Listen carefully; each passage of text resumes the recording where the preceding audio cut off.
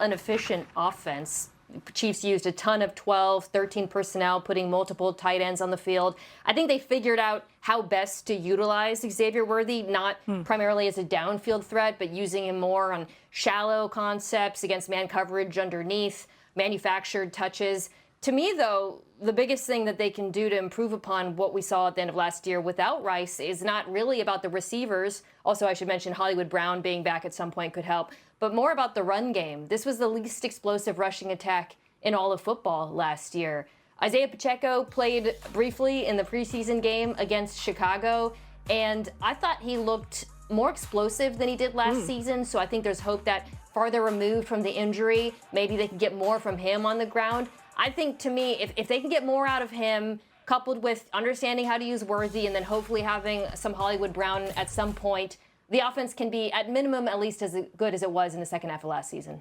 Mina, I'm a little bit more optimistic. If you go back a year ago, they averaged 6.2 air yards per attempt, which was 29th in the league. And to me, it was all about him not being comfortable with a very suspect Oh, yeah, offensive or line. that. Yeah. Josh Simmons, to me, is going to be outcome determinative of this group because I think he is a guy that, if he was healthy, would have been in the top 10. And if he's well protected, I think Patrick Mahomes can get the ball down the field. So as you mentioned, Xavier Worthy, if Hollywood Brown's healthy. Smith-Schuster can't run anymore, but he's really reliable. He's almost like a pass-catching tight end. So it is far from ideal until they get Rashee Rice back. But Josh Simmons, to me, really improves that offensive line, and I think that gives them a degree of explosiveness because Mahomes will be more protected than he was a year ago. Yeah, and everything we've heard out of Kansas City so far about Josh Simmons, the rookie left tackle, has been extremely positive. They believe he's ready to step in day one and be what they thought he would be when they drafted him. So that's good news. You know, Xavier Worthy got a lot better as the season went along. The Chiefs felt like DeAndre Hopkins being there was a help to him, helping teach him about route running. They're in pretty good shape. I mean, Isaiah Pacheco, I think they feel like he maybe came back from the injury last year a little too quickly, trying to make it for that playoff run, and he'll be better now that he's back to full health. They drafted a running back in the 7th round, Rashee Smith, who is a converted wide receiver. They have some plans for him in terms of how they plan to use him and his pass-catching ability. And that's not don't blow that off. Isaiah Pacheco was a 7th round rookie who made an impact for a Super Bowl champion Chiefs team once upon a time. It's great insight. By the way, I've got some fantasy drafts coming up. I'm keeping track of all this info. It sounds pretty good. The Chiefs have the second hardest schedule in the AFC, according to ESPN Analytics. Something to keep in mind, too. All right, let's go to the Dolphins. They lost big pieces on both sides of the ball. Jonnu Smith led the team in receiving after Week 9 last season and was traded to the Steelers. They also lost 2023's rushing touchdown leader, Raheem Mostert, and guard Robert Jones. On defense, they lost Jalen Ramsey, Javon Holland in the secondary, and they lost Calais Campbell and Emmanuel Ogbah from their front four. It's a lot of differences on this team. GM Chris Greer was asked about the moves yesterday. When you go and you make aggressive moves like we had made for a few years, you have to reset again and start it over because it's just not sustainable the way the contracts are with players and what they're making now. So like a year ago, we were one of a couple teams with all the 1-year vet contracts and stuff. And so we're in a different spot now, adding the young players. So that's the direction we're going right now, and we've been very happy so far. Yeah, it's such a unique peek into the cycle of the NFL, and if you don't capitalize when you have more money, just what happens. Mina, what is your reaction to hearing those comments from Greer? Yeah, he's right. And when you do spend big on veterans the way they have last few years, you got to hit on draft picks afterwards. To me, that's going to determine how this Miami Dolphins season goes on both sides of the ball, but particularly offensively. I'm looking at that offensive line and the two players that I think are going to be key for them, Patrick Paul at left tackle and then Jonas Avenea at guard. Austin Jackson at right tackle opposite Paul has been good, I think. And then on the other side, they drafted Kenneth Grant in the first round. And he's going to have an incredible opportunity, pardon me, because they have really good pass rushers in Miami. But he also has big shoes to step in. Calais Campbell's gone. So whether or not those young players in the trenches on both sides can make a difference this year, I think is going to be determinant of whether or not the Dolphins are competitive. Yeah, what's interesting to me about Miami is, like, we've talked a lot about what they don't have, but when you look at what they do have, when it starts with Tua, Jalen Waddle, and Tyreek Hill, when those three players are on the field, they're 22 and 14 over the last 3 seasons. So we know they could score points. And Mina, as you mentioned, they could also rush the passer. Jalen Phillips, if he's healthy, Bradley Chubb, if he's healthy, along with Chop Robinson. Now, look, there's a lot of questions about their secondary. They just added Jack Jones, Rasul Douglas over the last couple of days. They have Storm Duck.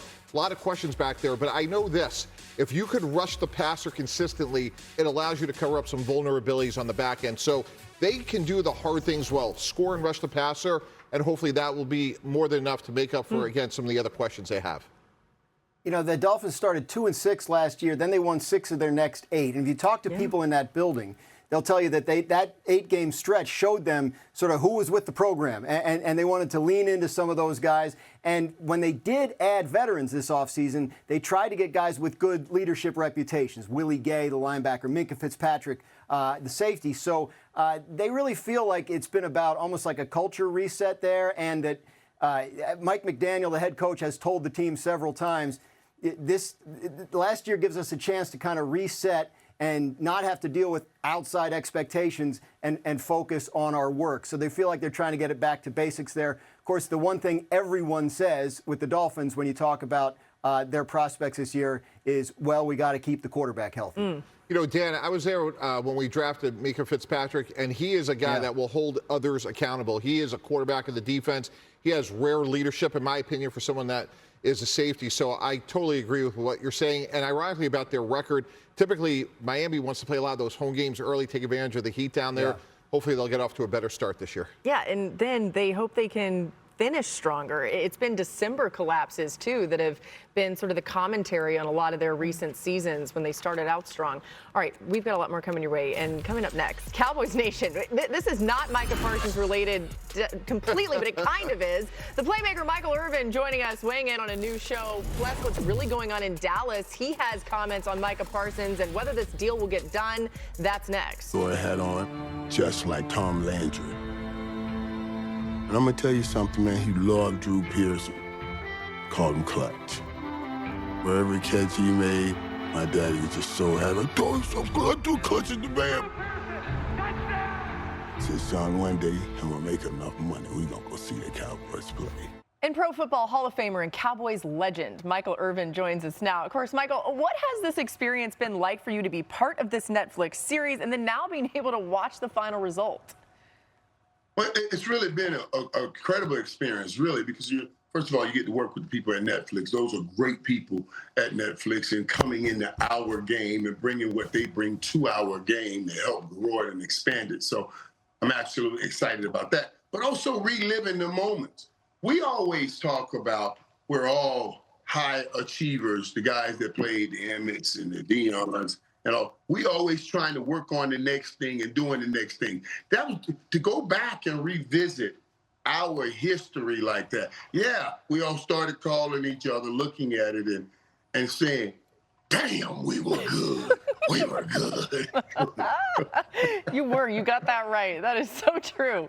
Now, we saw you with Jerry in the documentary. What do you remember about him during your time as a player versus who he is now? Well, first of all, what I remember is Jerry's always been big. And when he first bought the Cowboys, I remember the first thing he said to me was, Mike, the Dallas Cowboys should be the first thing on everybody's mind in the morning and the last thing on everybody's brain at night.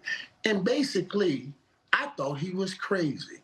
But the reality is that's exactly what has happened. Wake up and turn on your TV, turn to any sports channels. The first thing people will talk about is the Dallas Cowboys. So, yeah, and looking at that documentary and seeing that he didn't just happen up upon this, that this was his directed goal. He wrote a college thesis on the broken system in the NFL. That was impressive to me. Your Jerry impersonation's really good, by the way. And to your point, we are talking about the Cowboys on NFL Live today. The news of the day, our Adam Schefter reporting that the Cowboys are now listening to trade offers for Micah Parsons. What's your reaction to that? Micah Parsons, hey, look, you can report all you want. There's no way they're allowing Micah Parsons to go anywhere. All of it, all of this is part of the negotiations. And as I talked to Jerry the other day on my podcast, and he was talking about it the other day when he tried to make that offer, he said somebody told him to shove it up his rear and all of that. I honestly, it blew my mind. It blew my mind that any kind of conversation like that would be going on in a situation like this. Michael Parsons, I want him to take control of this thing and say, I don't care about you two and whatever y'all got going. Get your butts in a room and get my money on that paper. That's what you need to be doing. So I'm hoping that's what gets done. But I guarantee Michael Parsons not going anywhere. Jerry's not that crazy. This is all what we call just negotiation stuff. I love it. That's really wise advice from someone who has had an extended holdout with Jerry Jones on the other side. Michael Irvin, thank you so much for joining us here. And guys, check out the documentary. It's absolutely incredible. We appreciate your time. Thank you, Lauren. You guys do such a great job. Keep doing the work you're doing. I appreciate it. I enjoy it, and I learn a great deal. Well, golly, that made my day. It was great. You make mine. Thanks. Thanks, Lauren. Oh, that was fun. All right, so here's what's happened with Micah Parsons, just to catch you up on everything. You can see all of the twists and turns of this, and as we heard earlier, Mike T alluded to this, it felt like this would have been the easiest deal to get done when we were talking about deals needing to get done this summer, and here we are. So, Graz, catch us up on everything. What can you tell us on why the Cowboys are now listening to trade offers? I think we've gotten to the point, Laura, where we have a week to go before their first game. There hasn't been progress on a long-term deal with Micah Parsons since really Jerry Jones and he spoke in March. That now famous conversation that Jerry felt led to a deal and then felt like Micah and his agent went back on it again. Not saying that's what happened. That's what Jerry says happened. So there haven't been talks. He hasn't practiced. He stands there, on the practice field, or he's lying on the training table, or he's eating nachos as he's walking in, or whatever.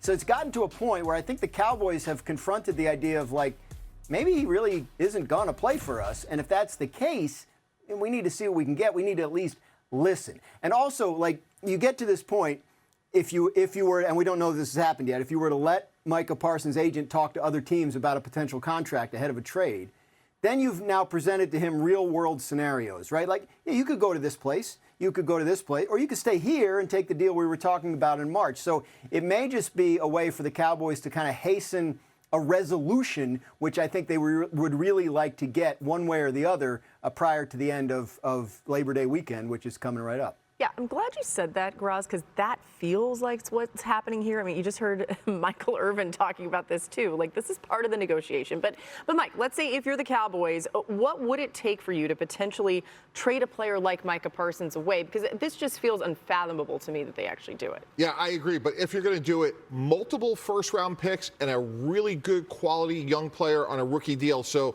talking about Detroit, maybe Green Bay, Tampa Bay, maybe it's 2 first-round picks and a guy like Brian Branch or Rashawn Gary. Rashawn Gary isn't as young as Brian Branch, but you want a good young player that has high upside with multiple first-round picks. Again, I'm not making the trade if I'm Dallas, but the acquiring team would also have to get in a room with David Mulugheta, the agent for Micah Parsons. That deal literally should take under an hour. It's $42 million a year. It's above TJ Watt. You're probably going to have to guarantee the first 3 years, which is a reasonable thing to do given the age of Micah Parsons at 26. So I think that part gets done. But to Dan's point, you need permission because he is under contract, as Brian Gutekunst, the GM of the Packers, said earlier, that he can't comment on it. But this could happen fast. I have made sign-in trades within 24 hours. So teams could be laboring on Labor Day weekend. Oh, wow. That was a good one. All right, so here's the thing. Mike, you have said in commercial break, which I think is really interesting, you talk about how fast this could happen. They're going to be on a plane, the Cowboys are, in 6 days. That's your line that happened behind the scenes here. So, Mina, if the Cowboys were really to do this, they trade Micah Parsons, what does this defense look like without him, excuse me? Not great, Laura. Not great. They still have talented players on the defensive line. Osa Odighizuwa, they did manage to pay, is really an underrated 3-tech. And then opposite him, you have options like Dante Fowler Jr. You drafted Donovan Ezeraku, Marshawn Nealand, who they drafted recently. I like all those players. I like them a lot more if Micah Parsons is being double-teamed on the other side. But behind them is where you start to get worried. Linebacker group is a question mark, especially with DeMarvion Overshown still hurt. The secondary, lots of injuries in that cornerback room. To me, the case for this Dallas defense being average, at least, is entirely predicated on them having a dominant pass rush. That is the strength of the unit. You take Parsons out, we'd see, maybe they would get players back in return. I don't know, but nope. I can tell you this: they're not going to get players back who are as good as Micah Parsons, and it's going to be worse as a result. Yeah, what's interesting to me is let's go into the rooms of two coordinators. So a name we haven't talked a lot about, Matt Eberflus, the former head coach of the Bears. He's trying to establish himself as a new defensive coordinator. If I was the GM of the Cowboys, I'd say, hey, look, Micah Parsons, assume he has a soft tissue injury, he's out this week. As Laura just said, Sunday is really Wednesday. They have to implement their main game plan on Sunday's practice. That's remarkably close to where we are. So if I'm Matt Eberflus, I have to assume I'm not going to have Micah Parsons, and we have to go with all the other players Mina just mentioned. The inverse, guys, is Kevin Patullo. He is the new offensive coordinator of the Philadelphia Eagles. I am sure if we were in the Eagles facility right now, on his whiteboard, it says, if number 11 is on the field, test his conditioning. I would not be surprised if they go no huddle and trap him on the field to make sure that we have to see what kind of condition. And unfortunately, I was in a situation with Darrelle Revis. He had a long holdout, totally the agent's fault, not mine. And when the agent was finally reasonable, we got the deal done. We were excited. And then, in the first game of the year, Darrelle pulled the hamstring covering Randy Moss. So that happens, unfortunately, with these holdouts. So I am sure Philadelphia doesn't want to see Micah Parsons, but if he's on the field, they will have a plan. That's really interesting to think about the actual game, which, again, is just a week away. And as Graz told you, Micah Parsons hasn't been doing much, at least in practice. He is at least very young, though, so maybe he can bounce back into game shape quickly. All right, still to come. The Bengals finally locked up Trey Hendrickson, but here's why Mike T says if their young players don't develop fast, Cincy could be in some trouble. Now, I'm not going to let you get away with that dad joke that you did.